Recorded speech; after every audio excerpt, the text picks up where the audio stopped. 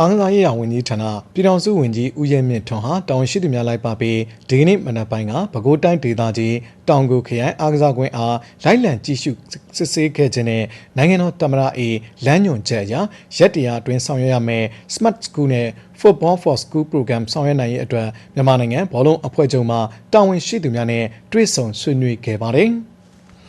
ဦးစွာပြည်ထောင်စုဝန်ကြီးနဲ့ဖွဲ့ဟာပဲခူးတိုင်းဒေသကြီးတောင်ကိုခရိုင်အားကစားကွင်းကိုတွားရောက်ပြီး2256ပေခြံစည်းရိုးအုပ်တိုင်းကာရန်ထားမှုဘောလုံးကွင်းမြက်ခင်းဖြင့်ဂိုးတိုင်ဂိုးပိုက်များတက်ဆင်ထားရှိမှုမီတာ400မြေသားပြေးလံခင်းကျင်းပြီးစီမှုပရိသတ်အင်အား900ဝန်းဆက်နဲ့အထူးတန်းပွဲကြည့်စဉ်ပရိသတ်အင်အား1000စီဝန်းဆက်နဲ့အရှိတ်ဘက်ပွဲကြည့်စဉ်နဲ့မြောက်ဖက်ပွဲကြည့်စဉ်တိစောက်ထားရှိမှုအခြေအနေကို၎င်းရေသုံးဆွဲမှုအဆင့်ပြေစီဖို့အတွက်ဂါလန်2400ဆန့်ရေစင်တိစောက်ထားရှိမှုနဲ့1.48 ဧကရှိမိုးလုံလီလုံးအားကစားရုံတိစောက်ထားရှိမှုအခြေအနေတို့အား၎င်းလိုက်လံကြည့်ရှုစစ်ဆေးခဲ့ပြီးအားကစားကွင်းအားကစားရုံများမှာအများပြည်သူကိုလက်လှုပ်ရှားအားကစားလေ့ကျင့်ခန်းများကိုလာရောက်လေ့ကျင့်ကစားနိုင်စေဖို့အတွက်လိုအပ်တဲ့အားကစားအထောက်အကူပြုပစ္စည်းများကိုဖြည့်ဆည်းဆောင်ရွက်ပေးသွားရန်လိုကြောင်းတာဝန်ရှိသူများကိုလိုအပ်တာများမှာကြားခဲ့ပါတယ်။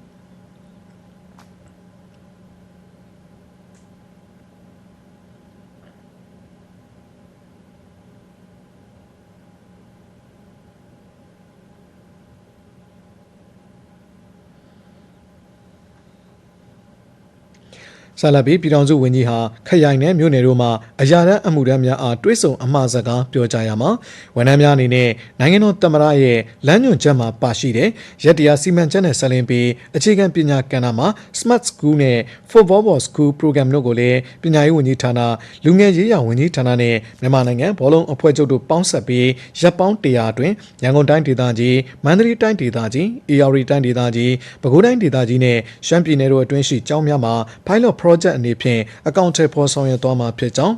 နိုင်ငံတော်သမ္မတ၏လမ်းညွှန်ချက်များတိုင်းဒေသကြီးအားကစားအဆင့်အတန်းပုံမဖွံ့ဖြိုးတိုးတက်မြန်မာလာစေရေးနဲ့မြန်မာအားကစားအောင်မြင်မှုရရှိစေရေးတို့အတွက်အစိုးရအဖွဲ့ဝင်ဝန်ကြီးချုပ်များဝန်ကြီးများဌာနဆိုင်ရာများမှတာဝန်ရှိသူများနဲ့ချိတ်ဆက်ပြီးပေါင်းဆက်ဆောင်ရွက်သွားရန်လိုကြောင်းတိုက်တွန်းမှာကြားခဲ့ပါတယ်။အဲဒီနောက်အမြဲတမ်းအတွင်းဝင်တဲ့ညွှန်ကြားမှုချုပ်တို့ကပြည်ထောင်စုဝန်ကြီးရဲ့ဦးဆောင်မှုနဲ့အတူမိမိတို့ဝန်ကြီးဌာနရဲ့ရည်မှန်းချက်များနဲ့မူဝါဒများကိုအောင်မြင်စွာအကောင့်ထဲပေါ်ဆောင်ရွက်နိုင်ရန်ညီညီညွတ်ညွတ်ဖြင့်အတူတကွဝိုင်းဝန်းပေါင်းဆက်ဆောင်ရွက်ပေးသွားရန်ဖြည့်ဆွတ်မှာကြားပြီးတဲ့နောက်ဝန်ထမ်းများကတင်ပြချက်များနဲ့ခက်ခဲများကိုဖြည့်ဆည်းဆောင်ရွက်ပေးခဲ့ပါတယ်။ဆက်လက်ပြီးပြည်ထောင်စုဝန်ကြီးဟာမော်လပိုင်းမှာရန်ကုန်တိုင်းဒေသကြီးတင်ကန်းကျွန်းမြို့နယ်အမျိုးသားအားကစားပြိုင်ပွဲရုံ1သူဝနာရှိဗရမများခမ်းမှာမြန်မာနိုင်ငံဘောလုံးအဖွဲ့ချုပ်မှတာဝန်ရှိသူနဲ့အားကစားနဲ့ကာယပညာဦးစီးဌာနမှအရာတန်းအမှုတန်းများအားတွေ့ဆုံပြီးရပ်ပေါင်း100အတွင်းဆောင်ရွက်ရမယ့်လုပ်ငန်းစဉ်များနဲ့ဆက်လင်းပြီးနိုင်ငံတော်သမ္မတ၏လမ်းညွှန်ချက်အရအားကစားမြင့်တင်ရေးနဲ့ဘောလုံးအားကစားအဆင့်အတန်းပုံမှုတိုးတက်စေဖို့အတွက်အားကစားရေးရာဝန်ကြီးဌာနလူငယ်ရေးရာဝန်ကြီးဌာနပညာရေးဝန်ကြီးဌာနနဲ့မြန်မာနိုင်ငံဘောလုံးအဖွဲ့ချုပ်တို့ပူးပေါင်းပြီးရက်တရားအတွင်း